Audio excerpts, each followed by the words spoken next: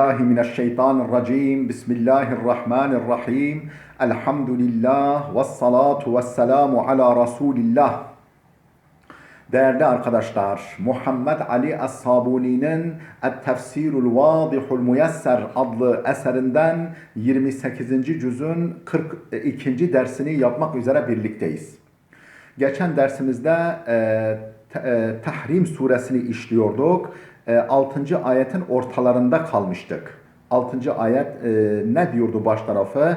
Buyuruyordu ki ey iman edenler, kendinizi ve ailenizi, çoluğunuzu, çocuğunuzu yakıtı, taşlar ve insanlar olan cehennem ateşinden koruyun. Buraya kadar tefsir etmiştik. Devamı ne buyuruyor? Aleyha melaiketun gilazun şidadun la ya'sunallaha ma emarahum ve yef'alun ma yu'marun. Aleyha, o cehennem görevlileridir. O cehennemin bekçileridir. Ona nezaret ederler. Melaiketun, bir takım melekler, gilazun, kaba görünümlü, sert görünümlü, şidadun, şiddetli, asık suratlı, şiddetli, sert ve kaba görünümlü melekler onda görev yapıyorlar. La ya'sunallaha ma emarahum, emredildikleri konuda, Allah'ın kendilerine emrettiği konuda ona, yani Allah'a isyan etmezler. Allah'ın emrini dinlememezlik etmezler. Ne emrediliyorsa onu yaparlar. Ve yef'alûne mâ yu'marûn, ve kendilerine emredileni işlerler, harfiyen yerine getirirler. İşte böyle bir cehennemden kendinizi ve ailenizi, çoluk çocuğunuzu korumaya çalışın. Devam ediyor. Ya eyyühellezine keferu la ta'tazirul yevme innema tuczevne ma kuntum ta'melun. O melekler sorarlar cehenneme atılanlara, derler ki ya eyyühellezine keferu, ey kafirler, la ta'tazirul yevme, bugün özür bahane ileri sürmeye kalkmayın. Bugün bahane ileri sürmeye, özür dilemeye kalkmayın. İnnemâ tuczevne mâ kuntum ta'melûn. Siz dünyadayken ne yaptıysanız, ne yapmış iseniz dünyadayken yapmakta olduğunuz şeylerle bugün karşılıklandırılıyorsunuz. Ne ekmişseniz, o gün rüzgar ekmişseniz bugün fırtına biçiyorsunuz. Yani yaptıklarınızın karşılığını görüyorsunuz bugün. Buraya kadar bir tefsirimizi yapalım. Ardından devamını yine meal verip aynı rutin şekilde tefsire devam ederiz. Aleyha melaiketun gilazun şidadun la ya'sunallaha ma emarahum ve yef'alun ma yu'marun. Ey ala hâzihin nâril musta'irrati zabaniyetun gilazul kulubi. Yani o el-musta'irra, yani o cayır cayır yanan cehennem ateşinin üzerinde görevli olarak bulunur. Zabaniyetun gilazul kulub, katı kalpli, kaba görünümlü zebaniler, la yerhamune izasturhimu, onlardan merhamet dilenirse, o cehenneme atılanlar onlardan merhamet dileyecek olurlarsa kesinlikle merhamet etmezler. لَأَنَّهُمْ خُلِقُوا مِنَ الْغَضَابِ, çünkü gazaptan yaratılmışlar. Yani rahmetten değil, gazaptan yaratılmışlar. Yani yaratılış menşeleri ve gayeleri gazab-ı ilahiyeyi temsil etmektir. Ve hubbibe ileyhimul azab, onlara azap etmek sevdirilmiştir. Kema hubbibe linnâsi at-ta'amu ve şarab, tıpkı insanlara yemek içmek sevdirildiği gibi onlara da azap etme, işkence etme sevdirilmiş. La ya'sûne emrallahi bihalin minel ahval, hiçbir şekilde, hiçbir durumda Allah'ın emrine karşı gelmezler. وَيُنْفِذُونَ الْاَوَامِرَ بِدُونِ تَأْخِيرٍ وَلَا تَقْصِيرٍ, hiç erteleme olmadan, tehir etmeden, ertelemeden ve taksirde bulunmadan, en ufak bir kusur yapmadan, eksiklik bırakmadan Allah'ın emirlerini infaz ederler. Allah'ın emirlerini icra ederler, yerine getirirler. Kâle İkrimetu. İkrime büyük müfessir demiştir ki tabi ondan, hazanetu cehenneme, cehennem bekçileri sudul vucuhi, kara yüzlüdürler. Kalihatun enyabuhum, dişleri korkunçtur. قَدْ نَزَعَ اللّٰهُ مِنْ قُلُوبِهِمُ الرَّحْمَةَ Allah onların kalbinden, gönlünden rahmeti söküp almış. لَيْسَ فِي قَلْبِ الْوَاحِدِ مِنْهُمْ مِثْقَالُ ذَرَّةٍ مِنَ الرَّحْمَةِ Onlardan herhangi birisinin kalbinde zerre ağırlığınca, zerre miskal merhamet yoktur. يَتَلَذَّذُونَ بِتَعْذِيبِ الْكُفَّارِ وَالْفُجَّارِ Kafir ve facir, kafir ve zorba zalimleri azap etmekten lezzet alırlar, haz duyarlar. Ravahu İbn Abi Hatim bu rivayeti İbn Abi Hatim kaydetmiş. ثُمَّ يُقَالُ لِلْكُفَّارِ عَنْدَ دُخُولِهِمُ النَّارِ Sonra cehenneme girmeleri esnasında kafirlere sorulur. Kafirlere şöyle denir. عَلَى وَجْهِ التَّوْبِيخِ وَالتَّعْنِيبِ Onları azarlamak ve kınamak amacıyla onlara söylenir. Ya eyyühellezine keferu Ey kafirler la ta'tazirul yevme bugün özür bahane ileri sürmeyin, özür beyan etmeyin. İnnemâ tuczevne mâ kuntum ta'melûn Siz ancak dünyadayken yapmış olduğunuz şeylerin karşılığını görüyorsunuz. Ey la ta'taziru an zunubikum ve ceraimikum Yani o günahlarınız ve cürümleriniz, suçlarınızdan dolayı bugün özür beyan etmeyin, bahane ileri sürmeyin. فَلَنْ يَنْفَعَكُمُ الْيَوْمَ اِعْتِذَارٌ Bugün herhangi bir özür size kesinlikle fayda vermeyecektir.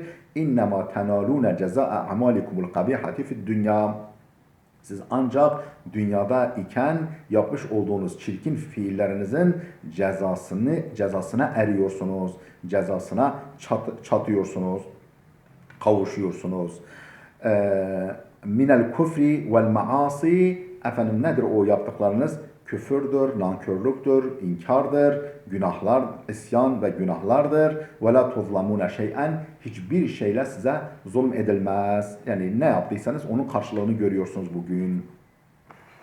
Ya eyyühellezine amenu tubu ilallahi tevbeten nasuhan Ey iman edenler! Allah'a nasuh bir tövbeyle, samimi, katışıksız, işten şartlarına uygun bir tövbeyle tövbe edin. Hâzihi da'vetun ile tevbeti sadikati Bu samimi bir tövbeye davettir. Elleti leyse fiha mudahanetun ve la nifakun mudahana yani böyle yaltaklanma, yaranmaya çalışmak, yağcılık yapmak ve ikiyüzlülük içermeyen samimi bir tövbeye davettir. Ey ya ma'şerel mu'minine tubu ila rabbikum tevbeten sadikaten halisaten nabi'aten minel kalbi baligaten fin nushi azimine ala en la ta'udu ileyha Ey yani ya ma'şerel mu'minine ey müminler topluluğu tubu ila rabbikum Rabbinize tevbe edin tevbeten sadikaten sadık dürüstçe bir tevbeyle halisaten halis art niyetsiz geri dönme düşüncesi olmayan nabi'aten minel kalbi kalpten fışkırıp gelen kalpten coşup gelen bir tövbeyle baligaten fil nushi nusuhta samimilikte hayırhahlıkta zirve ileri derecede böyle iyi niyetli samimi kalpten kaynaklanan, gönülden gelen, halis, katışıksız, samimi, dürüst bir tövbeyle Rabbinize tövbe edin. Azimine en la ta'udu ileyha bir daha bozmaya bir daha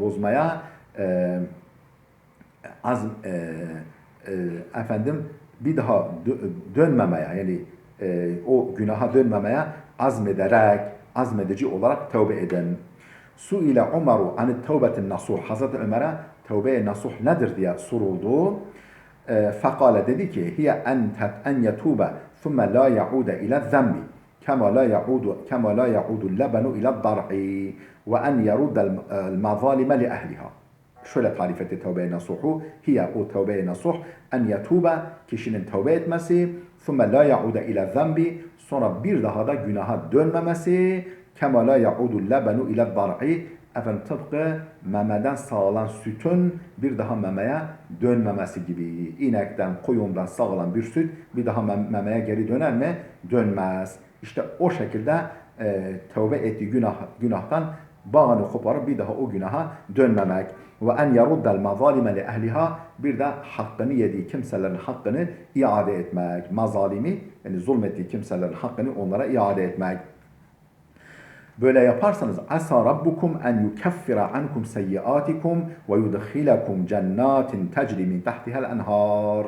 Asa rabbukum, umulur ki Rabbiniz en yukeffira ankum seyyiatikum, günahlarınızı sizden düşürür, günahlarınızı sizden affeder. Ve yudkhilakum cennatin tecri min tahtiha'l enharu, zemininden, sarayların arasından, ağaçların arasından ırmaklar akan bir cennetlere, bahçelere sizi yerleştirir. Asa minallahi vacibetun. Yani burada umulur, işte beklenir gibi tercüme ettik ama asa kelimesini, ama Allah hakkında kullanıldığı zaman kesin demektir yani. Mesela bir padişah, yani büyük yetkililer, mesela padişahlar, üst düzey bürokratlar, efendim bir konu için bakarız falan dediği zaman o iş olmuştur. O iş olmuş kabul edilir. Yani Allah da efendim Arapça üslubu kullandığına göre efendim umulur ki böyle olur. Umulur ki böyle bir sonuç elde ederler diyorsa o kesindir. Allah hakkında kullanıldığı zaman asa kelimesi vacibetun, zorunluluk ifade eder. Bi menziletil emril hatmil muhakkak. Kesin ve muhakkak olan bir iş durumunda, bir konu durumuna çıkar.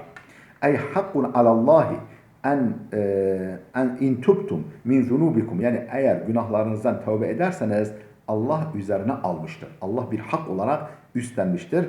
En yerhamakum, size merhamet etmeyi, ve yudkhilakum hadaika ve besatine nadiratan, parlak, göz alıcı, böyle güzel bostanlara, bahçelere sizi yerleştirmeyi üzerine almıştır. Nasıl bahçeler? Tecri min tahti kusuriha enharul cennet, sarayların altından, yani arasından, zemininden efendim cennet nehirlerinin aktığı bahçelere. يَوْمَ لَا يُخْزِ اللّٰهُ النَّبِيَّ وَالَّذ۪ينَ آمَنُوا مَعَهُ نُورُهُمْ يَسْعَ بَيْنَ اَيْدِهِمْ وَبِاَيْمَانِهِمْ. O yevme öyle bir gündür ki, o gün, yani hangi gün, ne zaman o işte sizi cennetlere yerleştirir? يَوْمَ لَا يُخْزِ اللّٰهُ النَّبِيَّ. Allah'ın Nebiyi alçaltmayacağı, la yuhzi. Yani Nebiye, peygambere eziyet vermeyeceği, وَالَّذ۪ينَ آمَنُوا مَعَهُ. Onunla beraber iman edenleri aşağılamayacağı, efendim el üstünde tutacağı, değer vereceği, yüksek konuma yükselteceği gün. Nuruhum yes'a beyne eydihim ve beeymanihim. Efendim onların nuru önlerinde ve sağlarında koşar. Onların nuru, ışığı efendim önlerinde ve sağ taraflarında yürür. Onlarla beraber yürür, koşar. Yani efendim Allah o gün müminler, peygamberi ve yanındaki müminleri kafirler gibi süründürmez, rezil, rüsvay etmez. Onları el üstünde tutar. Ey yevme la yafdahullahu nebiyye ve etba'hul mu'minin ve la yuzilluhum ve la yuhinuhum emamel kuffar bel yu'izzuhum ve yukrimuhum. Ey yani yevme la yafdahullahu nebiyye. Yani öyle bir gün ki Allah peygamberi ve etba'hul mu'minin ve ona tabi olan müminleri rezil, rüsvay etmez. Ve la yuzilluhum, onları zelil etmez. Ve la yuhinuhum emamel kuffar, kafirlerin önünde, huzurunda onları aşağılamaz. Onları efendim onları değerden düşürmez. Bel yu'izzuhum ve yukrimuhum, tam tersine onları aziz eder. Onları aziz eder. Yani aziz tutar. Nuru imanihim ve a'malihim as-salihati, onların iman ve salih amellerinin nuru. Onların iman ve salih amellerinin nuru yudi'u lehum ala sirati, sırat köprüsünde. O kıyametteki sırat köprüsünde onların önünü aydınlatır. Ve yasta'u emamehum ve halfehum, efendim önlerinde ve arkalarında parlar. Ve an eymanihim ve şemailihim, sağlarında, sollarında o nur onları aydınlatır. Ke ida'atil kameri fi zulmetil leyl, tıpkı gecenin karanlığında etrafa ışık saçan, mehtaba boğan, efendim ay ışığına boğan ay gibi, yani etrafı, yani karanlık gecede etrafı aydınlatan ay gibi, dolunay gibi. Onların nuru da dünyada yapmış oldukları salih amellerin ve imanların nuru da onların önünü, arkasını, sağını, solunu bu şekilde aydınlatır. يَقُولُونَ derler ki Rabbena etmim lana nurana vagfir lana inneke ala kulli şeyin kadir. Rabbimiz derler ki Rabbimiz etmim lana nurana bizim için nurumuzu tamamla ve vagfir lana ve bizi bağışla, bizim günahlarımızı bizim için bağışla. İnneke ala kulli şeyin kadir. Hiç kuşkusuz sen her şeye kadirsin. Ey yed'u rabbahum qailina. Yani o işte müminler, peygamber ve onunla beraber olan müminler şöyle derler, şöyle diyerek dua ederler. Ya Rabbena edim aleyna hazen nura. Bu nurumuzu bizim için kalıcı kıl, sürekli kıl, devamlı kıl. Ve la tutfi'hu aleyna hatta nasile ile cennet. Ve onu bizim için söndürme, biz cennete ulaşıncaya kadar. Vemhu anna ma farrata minez-zunub. Yani bilerek ve bilmeyerek yapmış olduğumuz günahlarımızı temizle, mahvet, sil. Fe inneke entel kadiru ala kulli şeyin. Hiç kuşkusuz sen her şeye kamil manada kadirsin. Kâle İbn Abbas. İbn Abbas Hazretleri demiştir ki: "Hâzâ duâul mu'minîne hîne atfa Allahu nurel münafıkîn." Allah münafıkların nurunu söndürünce bu müminlerin duasıdır. Bakarlar ki münafıkların nuru söndü. Efendim önce bir ışıltı, bir parıltı göründü. Ondan sonra söndü nurları. Karanlıkta, zifiri karanlıkta kaldılar. Onu görünce müminler bu şekilde dua ederler. Ve ahazû yestencidûne bil mu'minîne qailîn. O münafıklar başlarlar müminlerden efendim yardım dilemeye. Biraz ışığınızdan verin. Biz de istifade edelim. Nurunuzun ışığında biz de yürüyelim derler münafıklar. Şöyle derler. Unzuruna naktabis min nurikum. Efendim yani bekleyin, unzuruna bizi bekleyin. Naktabis min nurikum, biz de nurunuzdan istifade edelim. Nurunuzdan alalım. Ey intaziruna, yani bizi bekleyin. Linastadi'e bi envarikum, ta ki nurlarınızdan ışık alalım. Fakat azlama aleyna tarik, yolumuz karanlığa gömüldü. Yolumuz karardı. Yol ışıklarımız hep söndü. Velakin heyhat, böyle istekte, dilekte bulunurlar. Fakat nerede? İş işten geçmiştir. ثُمَّ أَمَرَ تَعَالَى بِجِهَادِ أَعْدَاءِ اللّٰهِ مِنَ الْكَفَرَةِ وَالْمُنَافِقِينَ. Sonra Allah Celle Celaluhu efendim kafirlerden ve münafıklardan meydana gelen Allah düşmanlarına cihadı emretti. Onlarla mücadele etmeyi Allah emretti. O münafıklar, o kafirler ve münafıklar ki اَلَّذ۪ينَ قَالُوا بِأَلْسِنَتِهِمْ آمَنَّا. Daha doğrusu o münafıklar ki dilleriyle iman ettik dediler. وَلَمْ تُؤْمِنْ قُلُوبُهُمْ. Ama kalpleri iman etmedi. Kalpleri iman etmediği halde dil uçlarıyla, dillerinin ucuyla iman ettik diyen münafıklarla ve de kafirlerle ciddi mücadele etmeyi Allah emretti. فَقَالَ Subhanehu, şöyle buyurdu Allah Celle Celaluhu. Ya eyyühen nebiyyü cahidil kuffara vel münafıkîne vaghluz aleyhim. Ey peygamber, kafirlere ve münafıklara karşı mücadele et. Vaghluz aleyhim. Onlara sert davran. Ve me'vahum cehennemu. Onların varacağı yer cehennemdir. Ve bi'sel masir. O ne kötü varılacak yerdir. O varılacak ne kötü yerdir. Ey yani cahidil kuffara bis seyfi ve sinan. Yani kafirlerle kılınç ve oklarla, kılınç, ok ve mızraklarla mücadele et. Vel münafıkîne bil hücceti vel burhan. Ama münafıklarla İslam toplumunun arasında bulunduğu halde, diliyle mümin olduklarını söyledikleri halde, kalpleriyle kafir olan o münafıklarla neyle, nasıl mücadele et? Bil hücceti vel burhan. Akılla, delille, burhanla, iknayla, o şekilde onlara karşı mücadele et. لِأَنَّ الْمُنَافِقِينَ كَانُوا يُظْهِرُونَ الْا۪يمَانَ بِأَلْسِنَتِهِمْ. Çünkü münafıklar dil uçlarıyla mümin olduklarını gösteriyorlar. Mümin olduklarını belirtiyorlardı. فَهُمْ مُسْلِمُونَ فَالظَّاهِرِ. Dolayısıyla onlar zahiren, görünüşte Müslümandırlar. فَلِذَٰلِكَ لَمْ يُؤْمَرْ عَلَيْهِ السَّلَامُ بِقِتَالِهِمْ. Bunun için Peygamber onlarla savaşmayla emrolunmadı. Allah peygambere onlarla savaşmayı emretmedi. Onlarla mücadele etmeyi, iknayla, delille, burhanla mücadele etmeyi emretti. وَغْلُظْ عَلَيْهِمْ Onlara karşı sert davran. Kafir olsun, münafıklara karşı olsun. Ey şeddid aleyhimun nekir. Onları şiddetle kına. وَاسْتَعْمِلْ مَعَهُمُ الْخُشُونَةَ fil kavli. Efendim sözle onlara karşı sert konuş. Ve meskenuhum cehennem. Onların meskeni varacağı yer cehennemdir. Barınacakları yer cehennemdir. Ve bi'sel marci'u vel masir. Naru cehenneme lil kefaretil mücrimin. O mücrim, günahlara dadanmış kafirler için cehennem ateşi ne kötü varılacak, girilecek yerdir. ثُمَّ ضَرَبَ تَعَالَ مِثَالَيْنِ Sonra Allah Teala iki misal getirdi. Mesela lil kuffar ve mesela lil mu'minil ebrar. Bir tanesi kafirler için, bir tanesi hayırlı, iyi amelli müminler için. Hateme biha suretel kerimete Sure-i Celile'yi de bu misallerle noktaladı Allah. Fekale subhanehu Allah Celle Celaluhu şöyle buyurdu. Değerli dostlar burada dursun. Videomuz oldukça uzadı. Gelecek dersimize kadar Allah'a emanet olun.